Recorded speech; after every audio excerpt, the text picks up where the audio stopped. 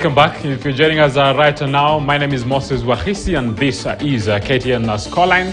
I'm together with Tom Alila, a person that is saying he believes he is the man that should transform the Kenyan football, because he's saying he's a big dreamer, he has a lot of plans and he knows how well he will be able to tap them and make them become a reality. Alila, let's talk about some of the positives maybe you think the current federation has been able to do, because as much as people criticize them, maybe there are some things you will say on this one they've been able to achieve. At the same time, also highlight what you also think are the negatives that has happened with the current leadership. Yeah, I think we should start with the negatives first. I think COVID came in, and another negative was the ban for FIFA in the federation for those alleged corruption issues, which were never proved. And I think for the positive side, the federation has really put on a lot of emphasis on football development, especially with the under 15. You know, seen Harambee Stars appointing the coach was a good thing. Yeah. I think the friendlies that they have been doing is really now paying off. The team has been doing very well. They have played so much friendlies, which are now supportive. I mean, people are... It's a good attribute. I mean, the coach has really cherry-picked good teams. Like the other time we played with Russia, which was really very good. And in coaching, they have done a good job. I mean, in terms of coaching in this country. I saw Zedi speaking there for these Class C CAF licenses. But now these coaches need to be put to work. Those are the best attributes the federation has done. But in terms of sponsorship and transparency, I think they need to do, I give them a 9, you know. The teams should really be, especially top-tier league, should have had a title sponsor.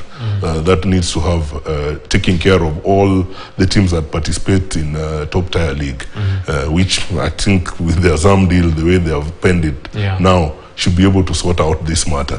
They still have time. Next year, the preparation for the leagues are going on well, even though they have teething problems of people probably fighting in matches. You know, they need to now streamline that.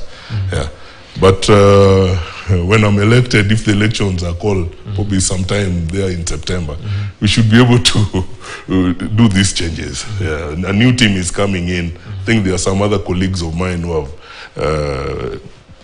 they have already shown their interest. I think you should be bringing them here to also say what they stand for. But me, I told you I'm standing on 3 principles. I want to bring back funds to football.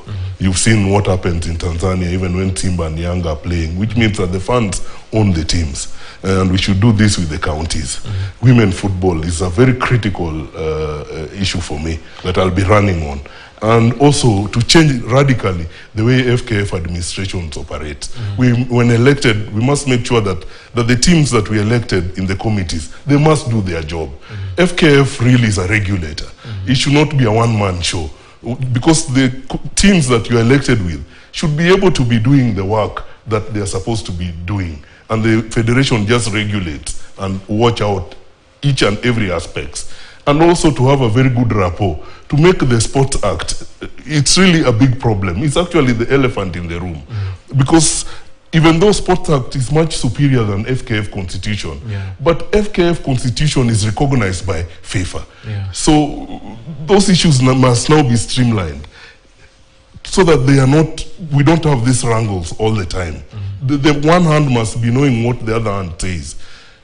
If elected, those are the issues that will be my first priority, to make sure that they are synchronized and they work. We cannot have the minister saying this, FKF president also saying this.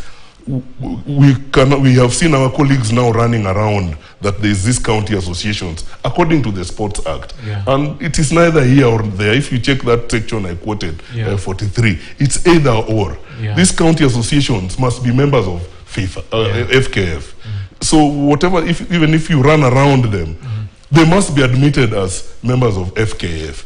Yes. So finally, You mentioned something to do with funds and funds going to the stadium and all that. Yes. I will applaud Gor Mahia supporters, I'll applaud Shabana supporters, Yes. I'll applaud AFC Leopards supporters. And all years that have gone, we had a lot of hooliganism and all that. Yes. The narrative is changing and something positive on that is happening. But how well can we be able to make more fans have a reason to go to the stadium? Because it's a product that has to be sold. Exactly, by making them owning football right from the grassroots, on the aspect that I'm standing on football machinani. You saw the secondary school which just ended. You saw how many fans were so much enthusiastic to be in those forums, you know. It was really a good show. Fans were filling stadiums even before in all areas where the school games were being played. So those are my key priority areas that we need to integrate to build the, you know, the base. It has to start from somewhere. From somewhere. Final sentiments? Final sentiments, I think, to my colleagues and also to the president of FKF, he needs to now show leadership.